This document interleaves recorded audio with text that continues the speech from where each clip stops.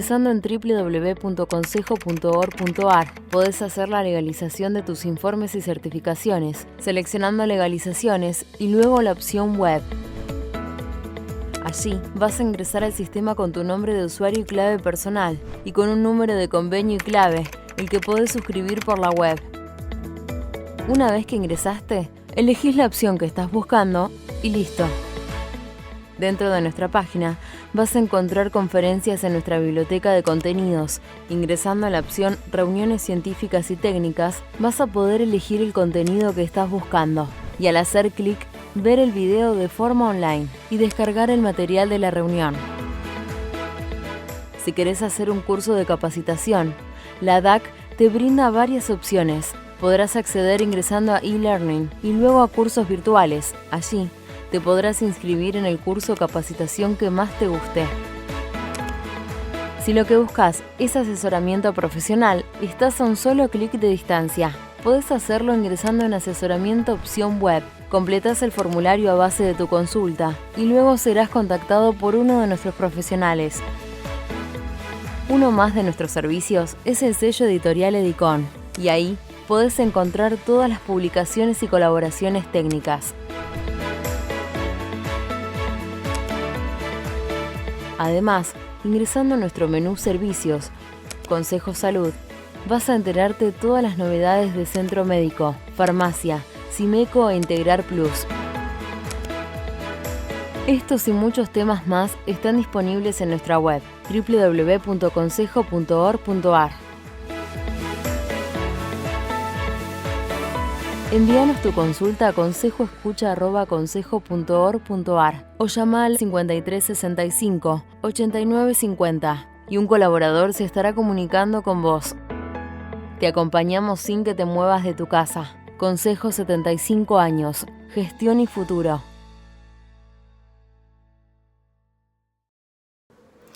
Hola, buenas tardes. Mi nombre es Jacqueline Rukovich, soy economista y soy consejera. Y en esta semana del graduado, a fin de festejar nuestra semana, quería charlar con ustedes y plantear un tema sobre economía y COVID para reflexionar juntos sobre esta situación. Cuando uno piensa en economía, siempre razona en función de modelos económicos y piensa en función de variables que son endógenas, otras que son exógenas. Las variables endógenas son aquellas que se interrelacionan y que el efecto de una afecta a la otra, y uno generalmente cuando piensa en variables endógenas, la más común es la relación que existe entre el consumo y la función de demanda agregada y la producción. O sea que la modificación de uno afecta a la otra. Y por otra parte, podemos analizar estas variables exógenas o variables shock que vienen desde afuera y afectan a la economía en general. Y el mejor ejemplo de esta situación que no estaba prevista, que no estaba considerada, es la aparición de esta pandemia y cómo esta pandemia afecta a la economía. No solamente a la economía de nuestro país, sino a la economía a nivel mundial. Esta situación de la pandemia, de la aparición del COVID-19, afecta a la economía mediante 3 vías principalmente. Una es cómo afecta a la producción, otra es cómo afecta a la cadena de suministros de los bienes en el mercado, y otro es el impacto que va a tener financiero, ya no sea dentro de la empresa solamente, sino a nivel global. La producción principalmente se va a ver afectada por las medidas de distanciamiento social o medidas sanitarias que se apliquen para disminuir el contagio de este virus. En nuestro país esta medida nosotros la conocemos comúnmente como cuarentena y en forma más formal como distanciamiento social preventivo y obligatorio. También, más allá del establecimiento de normas legales para el control de la pandemia, también hay una disminución de la producción que se da como resguardo de cada uno de nosotros a no exponernos al virus, más allá del establecimiento por ley. Esto lleva a que baje el nivel de producción. Esta situación a nivel agregado hace que baje el comercio exterior entre los países, afectando principalmente la cadena de suministro de los bienes. Un ejemplo de esta situación es la caída que se produjo en la economía de China y en su comercio con sus principales socios estratégicos o comerciales, como lo son Corea y Japón. A su vez, la situación de pandemia genera un riesgo a nivel económico.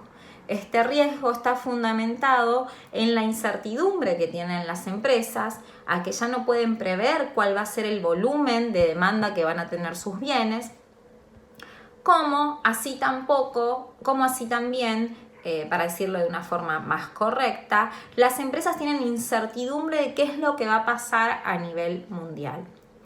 Tanto a nivel productivo, o sea, de cantidad de bienes que van a vender, como también desde lo financiero.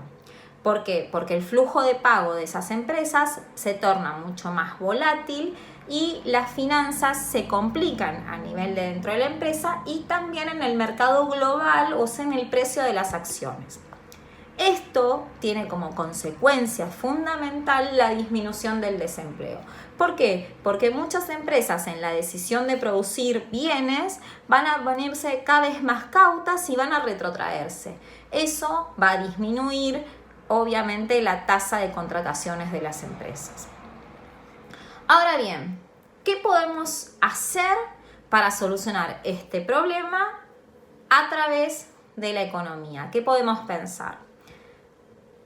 Principalmente cuando uno piensa en esta crisis, trata de asociarlas a crisis que se han dado en lo económico en otros periodos históricos, en otros momentos. Una muy similar es la crisis que se dio en la economía norteamericana en el año 1929, la crisis de la bolsa de Wall Street. Esta situación se originó específicamente en Estados Unidos y después se trasladó al resto del mundo. Estados Unidos se recuperó fácilmente a través de las medidas de New Deal, pero en el resto de los países esta situación de recuperación fue un poco más lenta y tuvo que ser propiciado en muchas partes por el Estado.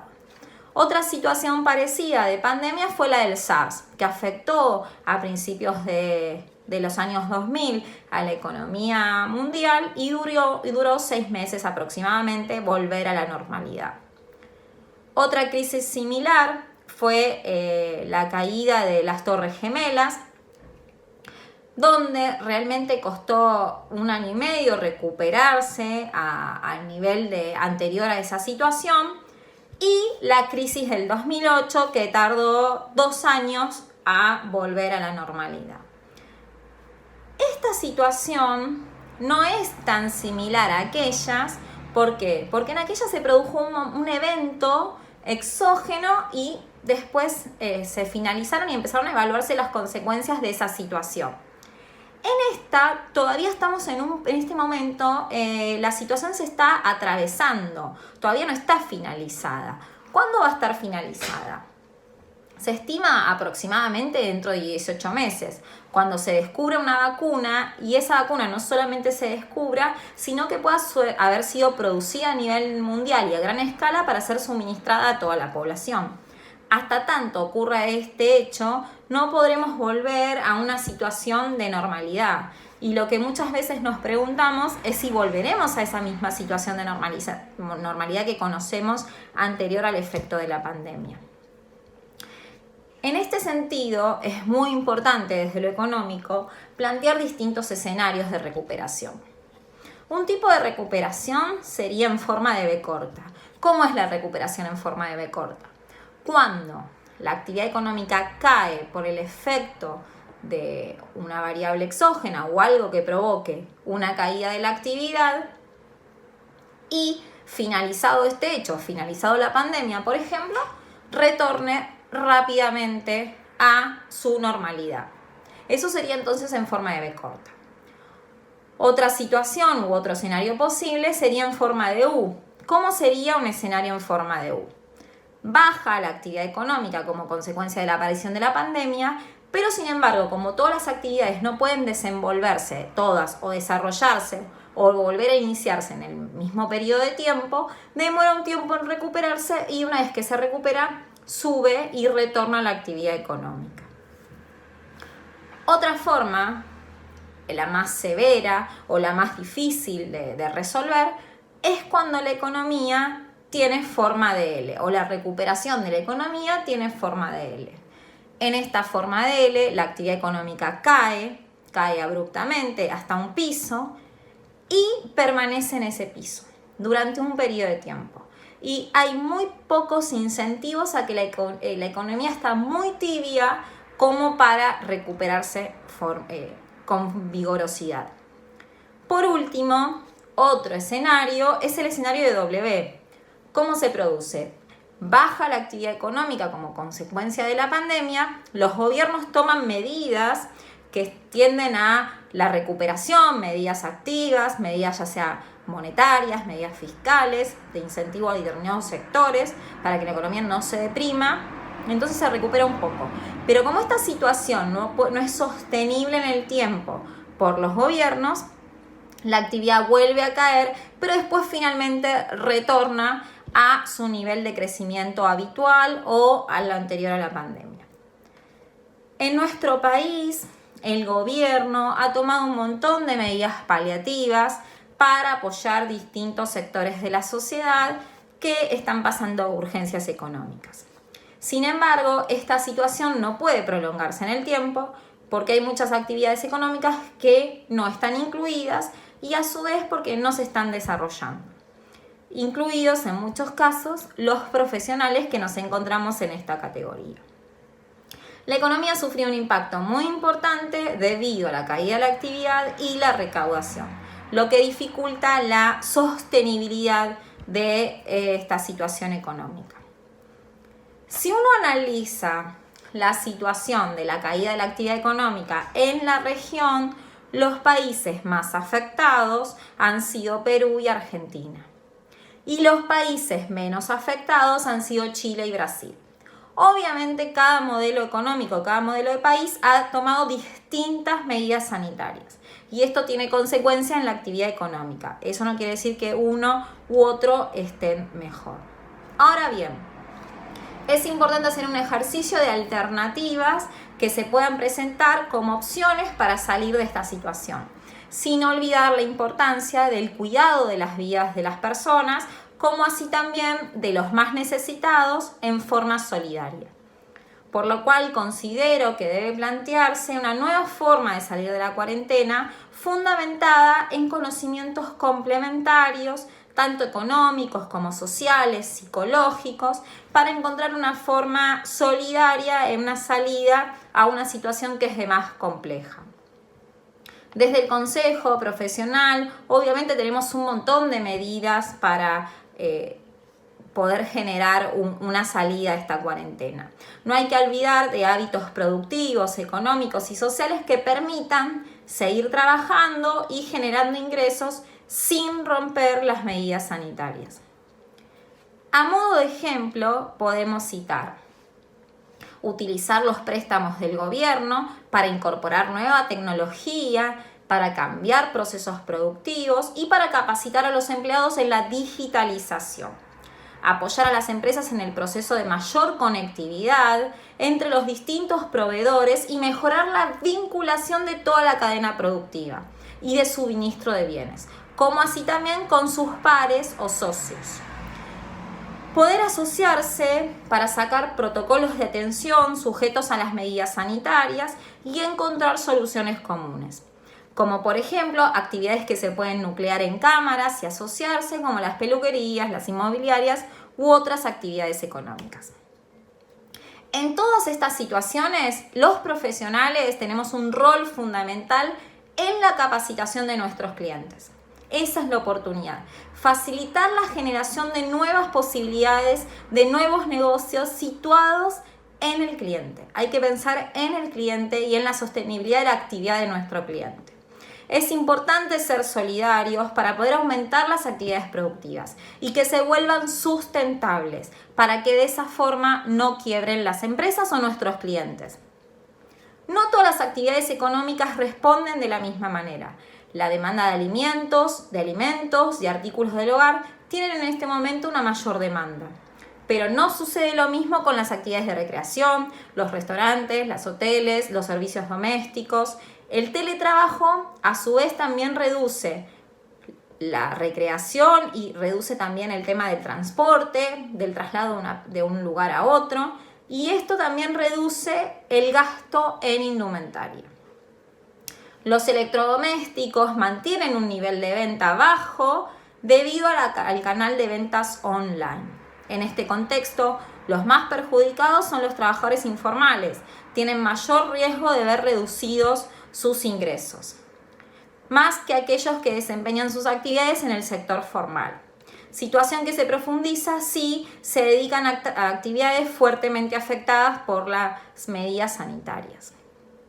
Los trabajadores independientes, cuentapropistas, son los de mayor riesgo económico también, más aún si su actividad no fue incluida dentro de las esenciales. ¿Cómo comenzar a recuperar los niveles de actividad y cómo hacer o ayudar a sobrevivir a las empresas para minimizar el impacto que tiene sobre el empleo privado, ya sea formal o informal? Se debe establecer una perspectiva diferente para cada rama de actividad y tamaño de la empresa, teniendo en cuenta la posibilidad de adaptarse a las medidas de distanciamiento social y su capacidad para operar con un menor grado de interconexión con el resto de los sectores. En este contexto, las ventas minoristas retrocedieron un 60%, por lo cual parece grave en algún punto que las empresas lleguen a quebrar. Por eso es importante empatizar con el equipo, empatizar con los clientes y con los proveedores. Tener mucho más paciencia de lo que uno solía tener. En una realidad tan inédita, en un mercado prácticamente en suspenso, es importante, o el principal reto para las empresas, para nuestros clientes y para los profesionales que trabajan directa o indirectamente con ellos, es mantener o sostener la actividad y los nuevos negocios. Las renegociaciones sacan a relucir también un espíritu de colaboración que es importante que nosotros atravesemos. Nadie se salva solo, hay que llegar juntos. Si queremos llegar rápido, es mejor ir todos juntos. Eso es lo importante. Y en este momento hay que aprovechar para desarrollar nuevas habilidades con la gente trabajando en sus casas. Hay que buscar nuevas oportunidades para ocuparse de temas que nunca por ahí a veces habíamos tenido en consideración, porque quizás no teníamos el tiempo o la posibilidad de hacerlo. Ahora es el momento de llevar adelante. Y hay que aumentar la digitalización de todos los procesos y actividades, a la espera, obviamente, de la resolución de la pandemia, tanto a nivel global como local. Bueno, espero les haya resultado muy interesante, espero les sea de aporte para su actividad profesional y bueno, nos vemos si Dios quiere en estos días. Hola, buenas tardes. Mi nombre es Gabriel Vilches y soy licenciado en Economía. Quiero, en primer lugar, en esta semana del graduado, saludar a los matriculados del Consejo y desearles los mejores logros profesionales y personales. En esta oportunidad, me voy a referir sucintamente a la evolución de la recaudación tributaria durante el año 2020 y, en particular, a partir de las medidas de aislamiento provocadas por la declaración de la emergencia sanitaria. Analizaré la recaudación durante los primeros meses del año para el agregado de impuestos y luego, en particular, miraré los más relevantes. Observaré, en primer lugar, la recaudación de enero a abril durante 2020 y la compararé con la del año anterior para observar su evolución tanto en términos nominales como reales. A la fecha de preparación de esta presentación no se tenían los datos públicos de la recaudación del mes de mayo. Por ello, utilizaré como variable proxy la distribución de la coparticipación federal de impuestos a provincias como sucedáneo de la recaudación. A partir de esos datos, presentaré unas breves conclusiones. En una presentación reciente, me refería al impacto de la pandemia, presentándolo como un shock externo de la economía que, a través del aislamiento, retrajo la oferta y la demanda de bienes. Sin embargo, observando el estimador mensual de actividad económica, el EMAE, se aprecia que la economía argentina había sufrido ya una brusca desaceleración en abril-mayo del 2018, cuando la actividad cayó alrededor de un 5% interanual, y luego se mantuvo levemente decreciente. Vuelve a caer marcadamente en febrero de 2020 y se desmorona un 12% interanual en marzo. No se disponen a la fecha de esta presentación los datos del EMAE de abril y mayo. El gráfico que aquí estamos viendo indica que si bien la emergencia le dio un golpe inmenso a la actividad económica, la Argentina ya venía en un proceso de estancamiento. Miramos aquí la recaudación de la totalidad de los impuestos durante los primeros 4 meses de 2020, excluidos los impuestos aduaneros y seguridad social. Y notamos que si bien la recaudación crece en términos nominales con respecto a igual mes del año anterior, decrece en términos reales cuando se la ajusta por el índice de precios al consumidor. Lo hace marcadamente en marzo, menos 9,6%, y más aún en abril, menos 24,6%. Pero ya la variación interanual tomaba valores negativos en enero y en febrero. La percepción de la filmina anterior se agrava si tenemos en cuenta que en el año 2020 aumentó la presión tributaria a través del establecimiento del impuesto país a operaciones con divisas, el aumento de las alícuotas y base imponible del impuesto a los bienes personales o la eliminación de la tasa cero en IVA para la adquisición de alimentos, por ejemplo.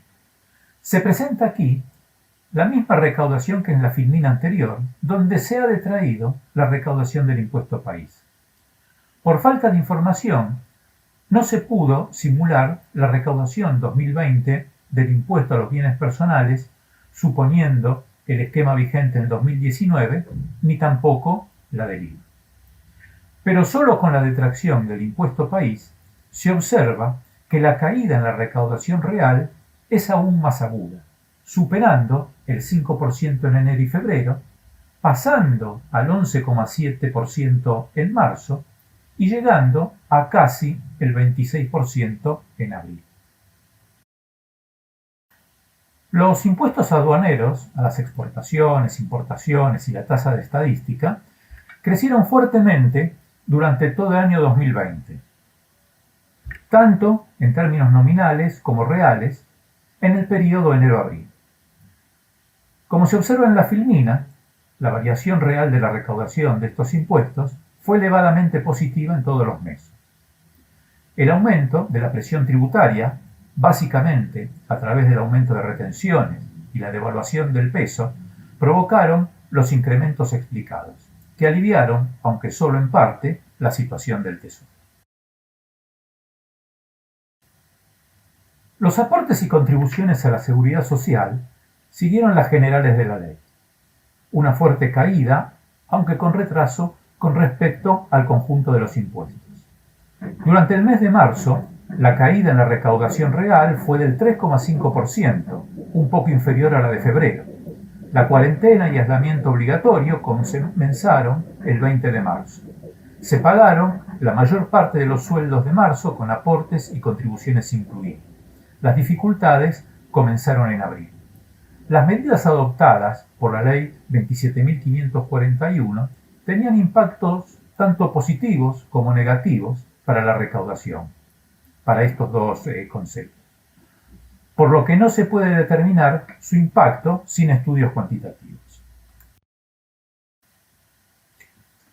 A partir de esta filmina, comenzaré a mostrar la evolución individual de la recaudación de los impuestos que más relevancia tienen en la recaudación, IVA y ganancias, o que muestran un comportamiento particular como bienes personales.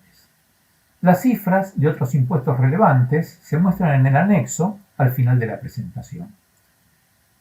El impuesto al valor agregado es, tal vez, el impuesto más vinculado a la actividad económica de todos los tributos vigentes en la Argentina. Y, teniendo en cuenta los rezagos entre producción y venta y los desfasajes en la recaudación, es el que más sigue los vaivenes de la evolución productiva.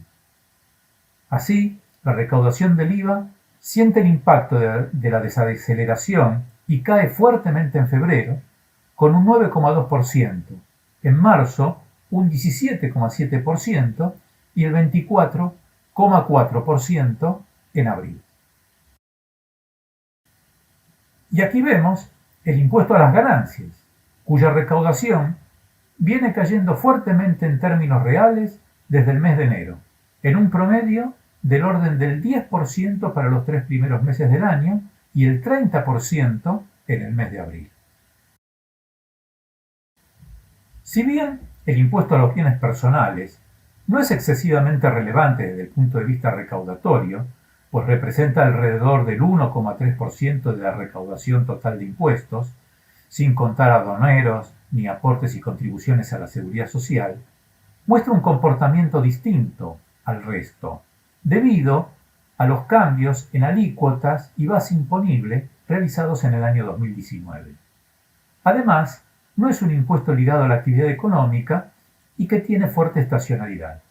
Así, la recaudación del impuesto crece fuertemente en términos nominales y reales, aunque su escasa relevancia impide contrarrestar el impacto general del parate económico.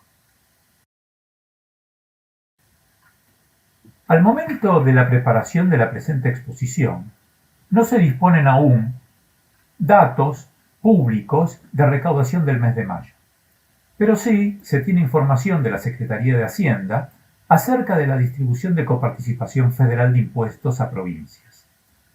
No se puede hacer un análisis impuesto por impuesto porque la información no tiene esa desagregación, sino solamente a nivel global, separando entre impuestos distribuidos por el régimen general y los regímenes especiales. Además, debe hacerse la salvedad que la proporción de impuestos que se distribuyen a provincias no es la misma que la proporción recaudada por impuesto. Por ello, la estimación de variación interanual solo puede ser una aproximación. En esta filmina se observa que la distribución a provincias por el régimen general disminuyó en términos reales, pero aumentó en los regímenes especiales. En este caso, motivado por la fuerte participación del impuesto a los bienes personales en el régimen. Claro que la participación de los regímenes especiales apenas alcanza el 5% de la distribución total a provincias. Finalmente, en la filmina 10, con las salvedades expuestas, se observa que la distribución a provincias, aproximándose a la recaudación, se incrementa en términos nominales, pero cae un 23,6% en términos reales. Esta estimación no cuenta con el impuesto país, dado que no se coparticipa. Por lo tanto, el valor de 23,6% obtenido debe compararse con el 25,9% negativo observado en la filmina 3, y no con el 24,6% también negativo de la filmina 2, sugiriendo así un pequeño repunte recaudatorio. De este breve análisis podemos decir entonces que el parate de la actividad económica como consecuencia de la emergencia sanitaria ha provocado un brusco descenso en la recaudación tributaria. Si bien la pandemia produce un importante deterioro en la recaudación, debe hacerse notar que ya desde principios de año, cuando todavía no había estallado el problema del coronavirus, la recaudación venía cayendo fuertemente en términos reales. La caída de la recaudación en términos reales se produce, además, habiéndose incrementado la presión tributaria a través de nuevos impuestos, incremento de alícuotas y o aumentos de la base imponible. Por el momento, el descenso de la recaudación parece haberse amesetado y la recuperación de la actividad económica debería revertir en parte el proceso. No todos los impuestos se están comportando de la misma manera. Por los motivos ya explicados, mejoró la recaudación de los impuestos externos y bienes personales. Como contrapartida, se encuentran los impuestos más vinculados a la producción y al consumo. Luego del desafío coyuntural de la pandemia, será necesario atacar las cuestiones estructurales que con anterioridad a la crisis sanitaria provocan el estancamiento de la economía argentina y de la recaudación impositiva. Por último, queda aquí el anexo con la recaudación de otros impuestos relevantes.